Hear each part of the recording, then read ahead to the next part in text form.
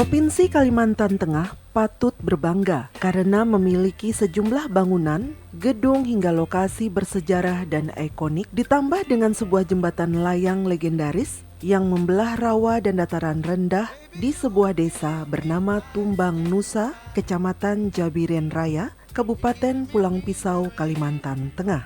Jembatan ini dikenal dengan nama Jembatan Tumbang Nusa dan kini tercatat sebagai jembatan flyover terpanjang di Indonesia. Jembatan ini telah membuka akses jalur darat antara kota Palangkaraya dengan Kabupaten Kapuas, Pulang Pisau, hingga kota Banjarmasin, Kalimantan Selatan. Jembatan ini membentang dengan panjang 10,2 km dengan lebar 8 meter, meliuk di antara barisan rawa dan gambut di kanan kirinya. Jembatan layang atau flyover berbahan beton ini telah membuka akses jalur darat antara kabupaten dan provinsi, selain juga menjawab tantangan adanya banjir dan rawan kemacetan. Jalan layang ini menggunakan desain konstruksi fly slab dengan metode end-bearing dengan menggunakan tiang pancang hingga mencapai tanah keras. Desain dan metode tersebut digunakan karena lokasi pembangunan jalan berada pada deposit tanah gambut yang ketebalan 3 hingga 11 meter. Dengan tanah dasar seperti ini dapat mengakibatkan penurunan badan jalan yang cukup besar. Total biaya yang dipergunakan untuk membangun jalan layang ini mencapai 147 miliar rupiah yang bersumber dari dana APBN 139 miliar rupiah dan APBD 8 miliar rupiah. Dengan adanya jembatan ini, waktu tempuh ke lokasi menjadi lebih cepat, yakni 4 jam daripada sebelumnya yang mencapai 8 jam. Kepada RRI, seorang penjaga dan petugas kebersihan jembatan Tumbang Nusa, Cilik menyebut pembangunan jembatan ini diprakarsai semenjak tahun 1999 dan mulai pada tahun 2000. Saat itu posisi Gubernur Kalimantan Tengah dijabat oleh Asmawi Agani. Cilik yang juga pernah menjadi pekerja pembangunan jembatan ini mengungkap, sebelum jembatan ini dibangun, akses transportasi darat kondisinya sangat memprihatinkan.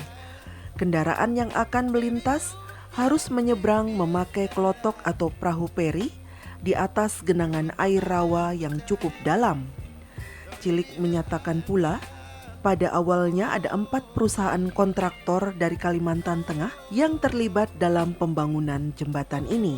Pada awalnya pembangunan jembatan ini sempat tersendat di tahun 2000, di mana panjang jembatan ini baru mencapai 3 kilometer. Setelah berganti kepemimpinan dari Presiden Gus Dur ke Megawati, pembangunan jembatan ini dilanjutkan sehingga mencapai panjang 7,1 km. Kemudian diperpanjang lagi hingga mencapai 10,2 km. Pada akhirnya, proyek pengerjaan jembatan Tumbang Nusa selesai pada 14 Juni 2006. Dan diresmikan oleh Presiden RI Susilo Bambang Yudhoyono. Sementara Gubernur Kalimantan Tengah telah dijabat oleh Agustin Teras Narang. Saat jembatan ini dibangun, di saat yang sama terjadi pemekaran Kabupaten Pulang Pisau dari Kabupaten Kapuas. Pak, kalau boleh tahu nama Bapak siapa ya Pak? Saya Cilik, penduduk masyarakat Tumbang Nusa asli. Umur Bapak sekarang berapa Pak? 63. Ya. Berarti Bapak salah satu saksi sejarah ya Pak? Pembangunan Tumbang Nusa dan sampai saat ini membersihkan Tumbang Nusa tersebut ya Pak ya? Iya, memang betul saya tahu sejarah mengenai hal Tumbang Nusa atau jembatan Tumbang Nusa dari sebelum ada jalan, sesudah ada jalan seperti sekarang ini. Saya tahu. Bapak ikut membangunnya begitu ya Pak ya? Untuk jalan bikin gorong-gorong dulu sampai bikin jembatan layang sampai selesai. Itu saya tahu. Dulu pertama waktu perusahaan yang menangani jembatan layang itu Cuma yang bisa ikut tender perusahaan Kalteng, yaitu kontrakturnya dulu yang pemenang tender dulu ya Prestasi. Lalu dikerjain 4 perusahaan waktu itu, eh, Trijaya Baru, Prestasi, Trijaya Baru dengan Payang, Agrabudi. Empat kontraktor yang bikin jembatan layang sepanjang pertama itu waktu pertengahan tahun 1999 itu. Presidennya Gus Dur, gubernurnya Asmawi Agani. Kita jalan itu, setelah jalan itu dibikin sudah bagus sekali. Itu kontraktornya itu Trijaya Baru. Trijaya Baru yang ditangani oleh ya Basuki Abdullah. Setelah tiba-tiba jalan itu tenggelam, yang sehingga menjadi kehancuran. Antara tahun 99 lah, mulai tenggelam. Lalu dibenahi, nggak bisa dibenahi. Setelah itu ada pemikiran yang mendadak waktu itu bikin jembatan layang. Saya waktu itu agak mustahil. Kami dan perusahaan itu mengejar menimbun jalan itu. Nggak ada sepertinya nggak ada rencana untuk bikin jembatan layang itu. 1 tahun rasanya. 1 tahun ya. Walaupun jembatan yang putus-putus itu transportasinya pakai feri. Feri itu perahu yang digandeng, bikin ya seperti ada contoh feri di Menduma itu, seperti itulah. Untuk penyeberangan. Lalu ada pemikiran membangun. Ada itu kontraktor dulu. Pancangan pertama itu saya rasa tahun 1999 saya rasa. Karena yang sebelum memancang itu saya diarahkan nyanggar dulu. Nyanggar. Fungsinya nyanggar ini supaya diberi pemberitahuan kepada penghuni gaib di sana bahwa ini akan dibangunkan jembatan, jangan diganggu. Ini bangunan untuk masyarakat. Jikalau ada yang penghuni yang kita tidak lihat, mohon pindah. Maka diberi sesajian waktu itu kambing dengan babi.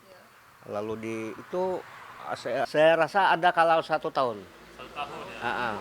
Mulai zaman Presiden Gus Dur, lalu diganti lagi zaman Megawati. Masih ada pemikiran timbunan. Jadi ada universitas dari Belanda dulu untuk penelitian di situ, ada 5 timbunan supaya Tumbang Nusa ini tidak pakai jembatan. Sepanjang Presiden Megawati itu masih dalam penelitian, rupanya timbunan 5 teknis timbunan itu gagal. Zaman SBY langsung disambung. Gubernurnya Teras Narang, setelah itu Pulang Pisau jadi pemekaran. Terus SBY yang mendatang-datangan itu sekitar yang rencana bangunan itu 7 km. 7 km. Tiba-tiba daerah Pilang sana jalannya turun lagi. Ya, zaman SBY juga mendadak disambung. Ya, sekarang menjadi 10,200 meter. sekarang ini Setelah itu berganti Presiden SBY. Prode SBY yang terakhir yang bangun di sini. Zaman itu wakilnya Sugiono kalau nggak salah waktu itu. Mardiono. Masih gubernurnya Teras Narang. Tumbang Nusa udah menjadi pemekaran kabupaten dari Kapuas menjadi Kabupaten Pulang Pisau. Satu-satunya jalan penghubung. Penghubung provinsi lintas Kalimantan lah. Nah sekarang ada pelebaran tiang. Pelebaran tiang dulu kan 40 cm kali 40 cm persegi besar tiangnya itu.